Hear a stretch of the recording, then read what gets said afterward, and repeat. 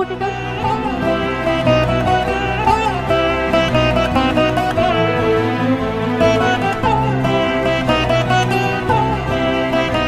நாங்கள் வெள்ளித்திரையில் மட்டும்தான் பார்த்துக்கிட்டு இருந்தோம் சாரை.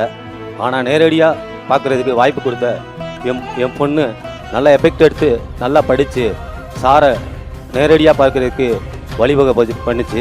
அதுக்கு நன்றி. அனைவருக்கும் வணக்கம். நான் வந்து மதுரை மாவட்டத்தில் சோழவந்தான் அப்படின்ற ஊர்லேருந்து வர்றேன். அந்த ஊரை பாதி பேருக்கு தெரியாதுன்னு நினைக்கிறேன்.